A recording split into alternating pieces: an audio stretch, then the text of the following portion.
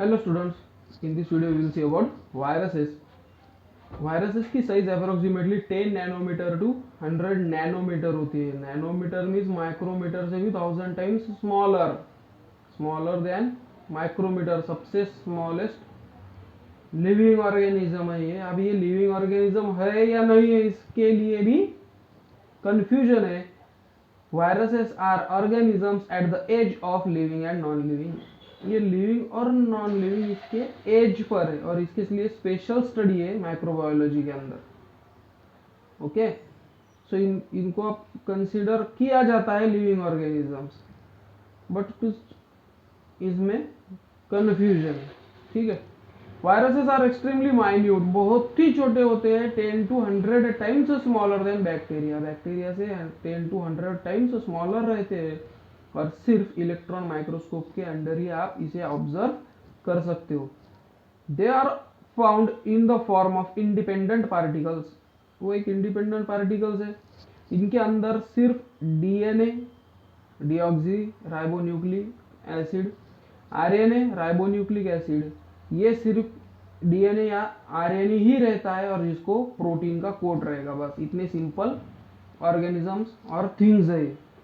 Viruses survive only in living plants or animals and produces their own proteins with the help of host cell. अब ये virus क्या करते हैं पता है क्या? प्लांट्स और एनिमल्स इनके सेल पर अटैक करेंगे.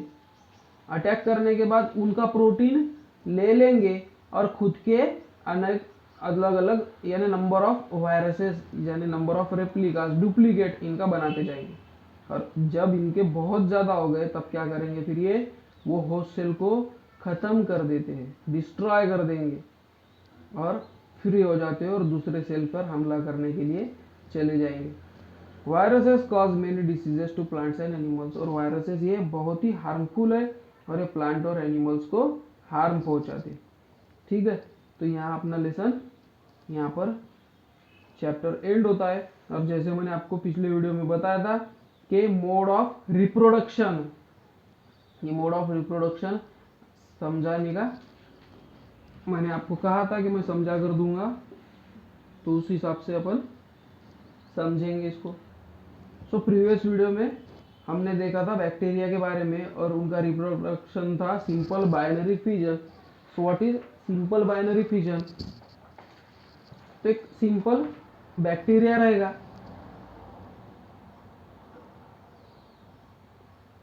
Simple binary fission. एक सिंपल बैक्टीरिया रहेगा. ये बैक्टीरिया के अंदर कुछ मटेरियल प्रेजेंट होगा.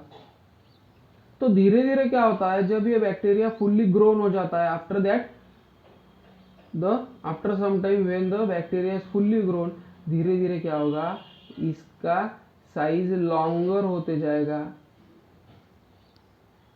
और थिकर होते जाएगा और इसके अंदर का जो मटेरियल है, बोलो इसके छोटे छोटे जो ऑर्गन्स होंगे या इंफॉर्मेशन डीएनए का जो स्ट्रक्चर है, वो धीरे धीरे क्या होता है, अलग अलग ये भी कुछ पार्ट ये साइड कुछ पार्ट इस साइड, और थोड़ी देर बाद क्या हो जाता है, फिर ये दोनों भी अलग अलग हो जाते हैं, ये इंफॉर्मेशन. तो क्या हुआ, एक बैक्टीरिया था फुल्ली ग्रोन हो गया, उसके अंदर का जो भी ऑर्गेनेल्स छोटे छोटे होंगे उसके वो डिवाइड हो जाते हैं, यानी सीधा सीधा वेल डिस्टिंक्ट न्यूक्लियस. सिर्फ ज़्यादा कॉम्प्लिकेटेड नहीं होता है, छोटा सा न्यूक्लियस, क्योंकि ये यूकैरियोटिक है, प्रोकैरियोटिक है ना, इसलिए इसके अंदर कुछ ऑर्गेनेल्स ज़्यादा प्रेजेंट नहीं होंगे. सिर्फ एक न्यूक्लियस के थोड़े से धागे प्रेजेंट होंगे. न्यूक्लियस भी उतना डेवलप नहीं है, तो ये न्यूक्लियस के दो पार्ट हो जाएंगे और दोनों में भी छोटे छोटे पार्ट रहेंगे. फिर आगे जाके ये बड़े हो जाएंगे और ये फिर से सिंपल बाइनरी फिजन करेंगे. तो एक बैक्टीरिया के दो बैक्टीरिया हो गए. So that is simple binary fission. तो ये कौन करेगा, बैक्टीरिया. उसके बाद अपन ने देखे थे simple cell division. Simple cell division कौन कर रहा था, अमीबा पैरामेशियम के जैसे, जो कि है प्रोटोजोआ. तो what is simple cell division. अब ये है यूकैरियोटिक. यूकैरियोटिक में क्या होगा, इनमें अब न्यूक्लियस अच्छे से वेल डेवलप्ड होगा. Simple cell division. इसमें अब न्यूक्लियस अच्छे से वेल डेवलप्ड होगा, अच्छे से ऑर्गेनेल्स होंगे इसके अंदर फ्लूइड भरा होगा, सभी ऑर्गन्स होंगे इसके। तो कुछ देर बाद जब ये मैच्योर हो गया, फुल्ली ग्रोन हो गया ये ऑर्गेनिज्म, प्रोटोजोआ बोलो या फिर आप बोल सकते हो अमीबा, ये जब फुल्ली ग्रोन हो गए फिर इनकी कंडीशन ऐसी बाइनरी फिजन की जैसे ही। बट इनको फिर नाम अलग क्यों दिया गया है, सिंपल सेल डिवीजन क्यों नाम दिया है, बाइनरी फिजन क्यों नहीं? क्योंकि इसमें इंफॉर्मेशन ज़्यादा है, न्यूक्लियस भी स्प्लिट अप हो जाएगा इसका और ऐसे तैयार हो जाएंगे, तो वो सिंपल सेल डिवीजन है। और फिर है बडिंग। अब बडिंग कौन करेगा? That is fungi. So budding के लिए